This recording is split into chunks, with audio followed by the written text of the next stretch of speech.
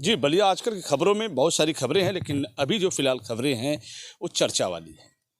Ballia Lok Sabha seat को लेकर कई तरह की चर्चाएँ होना शुरू हो चुकी है कि बलिया लोकसभा सीट से कौन उम्मीदवार होगा, कौन प्रत्याशी होगा, कौन चुनाव लड़ेगा, कौन किस तरह से होगा, क्या होगा, भारतीय जनता पार्टी कब अपने उम्मीदवार की घोषणा करेगी। तरह तरह की कयास लगाए जा रहे हैं। कभी ये चर्चा उठती है कि आज हो जाएगा, कभी चर्चा होती है कल हो जाएगा, कोई चर्चा कहता होली बाद होगा।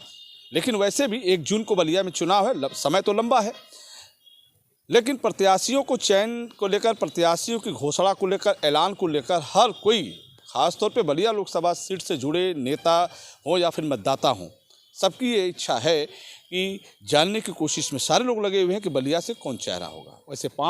वैसे देखा जाए तो 4 प्रमुख दावेदारों में नाम है, लेकिन एक चर्चा और उठ गई। चर्चा ये उठ गई कि 2 महिला उम्मीदवार भी बलिया लोकसभा सीट से उनके नाम आ रहे हैं। हालांकि इसमें कोई दम नहीं है, लेकिन चर्चा है। पूर्व मंत्री उत्तर प्रदेश सरकार, जो बीते सरकार में, योगी सरकार जब प्रथम बार उत्तर प्रदेश में सरकार बनी, उस समय उस सरकार में उत्तर प्रदेश की एक महिला मंत्री की चर्चा हो रही है, उस वक्त की बलिया लोकसभा सीट से। वहीं एक महिला की और चर्चा हो रही है, वो इसी जिले की एक विधानसभा से वर्तमान में विधायक हैं। तो 2 महिलाओं की चर्चाओं को लेकर भी कई दिनों से देखा जा रहा है कि उनके नाम की भी चर्चा हो रही है। हालांकि उस चर्चे में बहुत दम नहीं दिख रहा है, लेकिन ये चर्चा आई कैसे,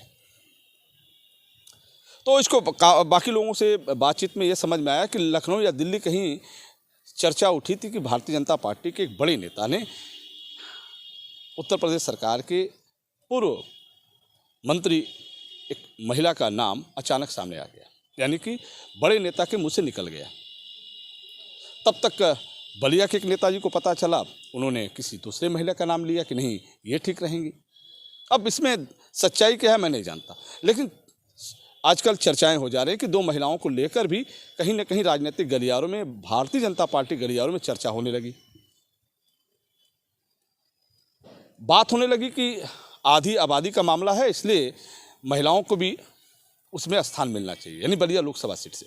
लेकिन बात उठी कि वर्तमान में एक महिला जो योगी इस समय विधायक भी हैं बलिया के किसी एक विधानसभा से, और दूसरे महिला की जहां बात आई तो उत्तर प्रदेश में वो योगी सरकार में मंत्री भी रही हैं, तो वैसे भी महिलाओं को योगी सरकार ने सम्मान दिया है। अब प्रश्न ये उठता है कि क्या बलिया से महिला भी उम्मीदवार हो सकती हैं? अब महिला उम्मीदवारों को लेकर भी नाम होने लगा। हालांकि अभी 4 नाम मजबूती से रनिंग में हैं, चर्चा है। बात करें बीरेंद्र सिंह मस्त की, बात करें नीरज शेखर की, बात करें उपेंद्र तिवारी की, बात करें आनंद स्वरूप शुक्ला की। ये 4 नाम भारतीय जनता पार्टी के राजनीतिक गलियारों में चल रहे हैं, चाहे लखनऊ में चाहे दिल्ली में। अब 4 नामों में कौन एक नाम होगा जो बलिया लोकसभा सीट से उम्मीदवार होगा, ये वक्त तय करेगा। लेकिन चर्चाएं हैं कि आजकल में हो जाना चाहिए। लेकिन एक जन मिले हमसे कलेक्ट्रेट के पास, कहे कि अच्छा होता होली बाद होता। क्यों? होली पहले अगर होगा तो प्रत्याशियों के खर्च बढ़ जाएंगे, यानी कि जो प्रत्याशी भारतीय जनता पार्टी के घोषित होंगे उनके खर्च बढ़ जाएंगे, क्योंकि होली में तरह तरह के लोगों की डिमांड होती हैं, और डिमांड को पूरा करना पड़ेगा। यदि होली बाद होता है तो कुछ खर्च बच सकता है। खैर, ये तो आपस की चर्चाएं हैं। चर्चा में बहुत दम तो हम नहीं मानते, लेकिन चर्चाएं जब सत्य हो जाती हैं, सही हो जाती हैं, तब दम देखा जाता है। तो बलिया लोकसभा सीट को लेकर कौन उम्मीदवार होगा? जब बलिया लोकसभा सीट की बात होती है तो कोई जन ये भी कहने लगता है अभी तो गाजीपुर की भी घोषणा नहीं भारतीय जनता पार्टी कर पाई है। जब भारतीय जनता पार्टी गाजीपुर और बलिया सीटों को क्यों होल्ड में रखी है, जबकि बगल के सीटों की बात करें, सलेमपुर से रविंदर कुशवाहा भी मैदान में कूद चुके हैं। तीसरी बार उनकी सूची आई, तीसरी बार उनको लड़ने का मौका मिला। अब घोसी से जहाँ बात आई कि वहाँ से सुभाषपा प्रमुख ओम प्रकाश राजभर के बेटे अरविंद राजभर लड़ेंगे चुनाव। तो अब ये 2 सीटों पर आजमगढ़ से भी दिनेश लाल यादव निरहुआ भी घोषित हो चुके हैं, जौनपुर से भी घोषित हो चुके हैं, गोरखपुर से भी प्रत्याशी घोषित हो चुके हैं, बनारस से भी घोषित हो चुके हैं, चंदौली से भी घोषित हो चुके हैं। लेकिन बलिया और गाजीपुर को क्यों होल्ड में रखा गया, इसको लेकर भी तरह तरह की चर्चाएं हो रही हैं कि आखिर जब प्रत्याशियों की घोषणा करनी थी तो कर देना चाहिए। लेकिन जातीय समीकरण, कहीं ऐसा तो नहीं कि जातीय समीकरण को लेकर भारतीय जनता पार्टी देख रही हो। अब लोग कहते हैं कि मोदी लहर में चुनाव होगा, जो आएगा मोदी के नाम पे वोट पाएगा, भारतीय जनता पार्टी में जो भी कमल लेके आएगा उनको वोट मिलेगा। तो जब ये बात है तो फिर जातीय समीकरण का मामला ही नहीं उठता।